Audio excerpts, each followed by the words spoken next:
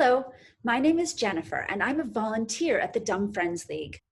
Today, we're going to look at 5 tips and tricks on how to effectively communicate with your dog. So, let's dig in. Tip number 1. Often, energetic dogs want attention. And you can use this for your training. Dogs often want attention, and they'll do things to get your attention. A really good example of this is jumping up. They jump up to get attention, and if they get it, they jump up some more. If you completely ignore your dog when they jump up, and instead only give them attention when they have 4 paws on the floor, then they'll learn that jumping up doesn't get them what they want, but putting their paws on the floor does get them what they want. And that's how you can teach your dog not to jump up. Remember that any attention, good or bad, is still attention. So even pushing your dog down or telling her to get down or even looking at her, all those things are attention, and you don't want to give her any of those. Once she gets off of you, and it might take a moment for her to get the message, but once she gets down, then you can give her lots of happy attention, praise, treats. You can get down on the floor with her, whatever it is that makes her happy. And then she'll learn that it's staying on the floor that gets her attention, and jumping up gets her nothing. Tip number 2. Teach your dog what to do. Trying to teach your dog what not to do means that she might just pick an alternative behavior of her choosing. Better to teach her what to do by presenting her with a good choice and then rewarding her for making that choice. For example, let's say you're trying to teach your dog not to chew on the chair leg. Well, that's great, but it's not going to help if she turns around and just chews the table leg instead. So, in this example, you want to discourage her, such as by taking the chair away so that she can't reach it, but you're also going to want to give her something delicious to chew on that you approve of, something like a nice, tempting, satisfying chew toy, and then encouraging her to chew on that instead. Tip number 3, consistency is key.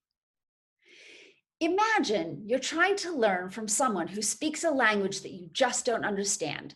They're constantly saying things to you and trying to teach you something, but you just don't understand any of it. But you start to notice that every time you sit on a certain chair, they smile at you and they give you $5. And every time you sit on a stool, they ignore you completely. Even though you don't understand the language, you quickly learn to choose that chair because sitting there gets you a smile and some money. As for the stool, well, you don't pick that anymore because, frankly, nothing good happens when you're sitting there.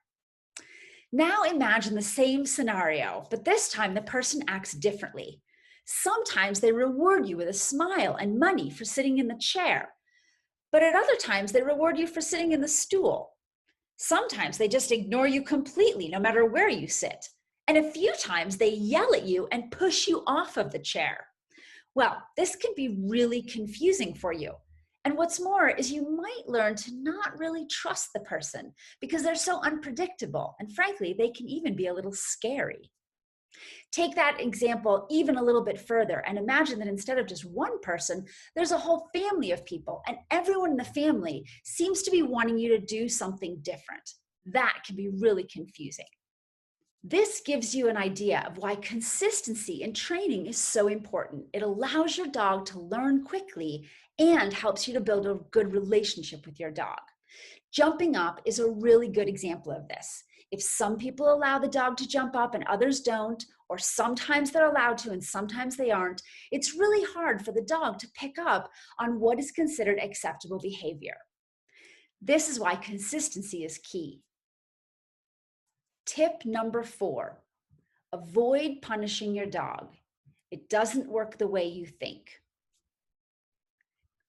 When you punish your dog, you know exactly why you're doing it, but your dog doesn't. So for example, let's say that your dog pees on the carpet right in front of you and you yell at her, "Bad dog." Well, you think that you're punishing her for peeing in the house, but she might think that she's being punished for peeing in front of you. So maybe she'll make the choice to just go pee in the other room. Or you'll take her outside where you want her to pee, but she'll be too afraid to pee in front of you because in her mind, last time she got in trouble for that. That's why punishment just doesn't work the way you think it will. Here's the best way to summarize those tips so far. Ignore the behavior you don't want and reward the behavior you do want. Tip number 5, find a different solution. Sometimes it's easier to change the situation than it is to change the dog's behavior. So, your dog is getting into the trash, try getting a garbage with a stronger lid, or put your garbage can in a cupboard. Your dog is getting under the counter and getting the food there during the day, put the food away. Maybe your dog is grabbing socks from the laundry, close the door to the laundry room. Or maybe your dog is fighting with the dog next door because they can see each other through the fence. Can you create a barrier there, or maybe a solid surface there? That might be the easiest thing to do. In dog training, we call this management, and sometimes it provides the quickest, easiest solution to a problem. In summary, number 1, Often, dogs want attention. Use that knowledge for training. Number 2, teach your dog what to do. Number 3, consistency is key. Number 4, avoid punishment. It just doesn't work the way you think. And number 5, try a different solution. Remember, ignore the behavior you don't want and reward the behavior you do want.